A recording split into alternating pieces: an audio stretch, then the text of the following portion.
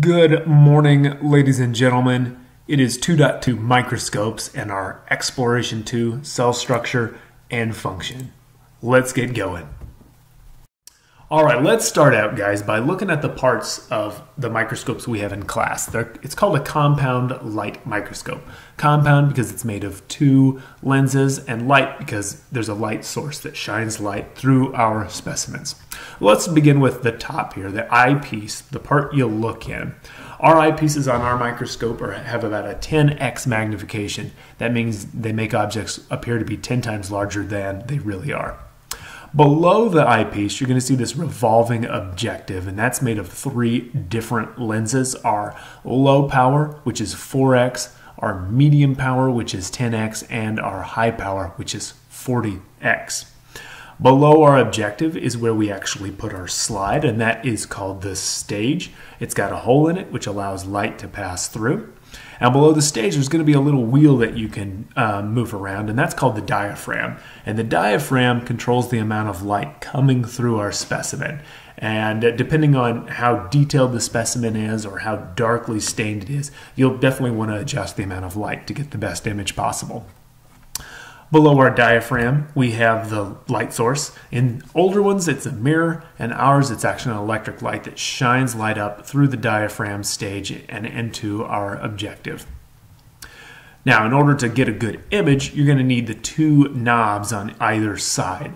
The big knob is called the coarse adjustment knob, and what that does is it raises and lowers this stage to bring our object into focus. Once you're on high power and you've got things in focused on low power, you're going to switch to this fine adjustment knob, which is a smaller knob located inside, and that allows you to do really minute, detailed adjustments so that you can bring things into focus under high power without cracking your slide. All right, and as for the rest of the microscope, it consists of two major parts, the neck and the base. And when we carry our microscopes in class, we always grasp the neck by one hand and put a hand under the base to make sure it's nice and stable and we don't break our expensive microscopes. All right, let's take a look at how our microscopes actually magnify things and make them look bigger, because, 10x, 4x, that doesn't sound like a lot of magnification. But the power lies in the fact that we have two lenses we're actually looking through. We've got our objective lens and our eyepiece lens. And so as the viewer, we are going to be looking through the eyepiece lens, and our object that we're going to be magnifying is on the other side of the objective lens. All right, so here's how it works, and make sure you draw this in your notes because it's kind of important to understand. All right, first off, the reason we can see things is because we observe light bouncing off of objects. And in the case of our microscopes, we actually pass light through the object. But here's our object that we want to magnify, and light is going to come off of that object, and it is going to pass through the objective lens. And what a convex lens does is it actually bends light inward. So those light rays are going to come off or through our convex lens, and they're going to be bent inward, eventually crossing at a focal point.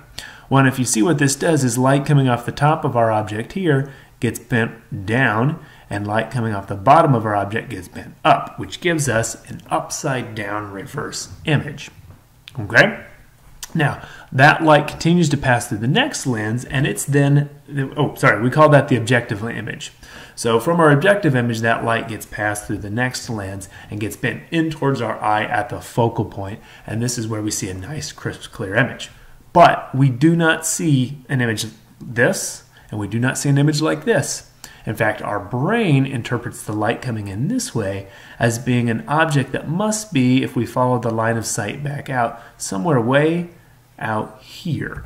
And so that gives us the impression that the object we're looking at is actually huge. And we call that the virtual image because that's what our brain interprets it as being. So that's why when you look in a microscope, you see something much bigger, and yet it's flipped upside down and reverse. It's just the trickery of how we are bending light rays. Okay, so how much magnification do our scopes really have? It's quite simple to figure out. All you do is you take the eyepiece magnification and you multiply that times the objective magnification, and that'll give you your total magnification. Okay, so on high power on our microscopes, our eyepiece magnification is 10x, and our high power objective is 40x. So to find out the total magnification, how much bigger do things really look? Well, we just take our 10 times 40, and that gives us a total magnification of 400x, or objects appear to be 400 times larger than they really are. Join us next for 2.3 types of cells.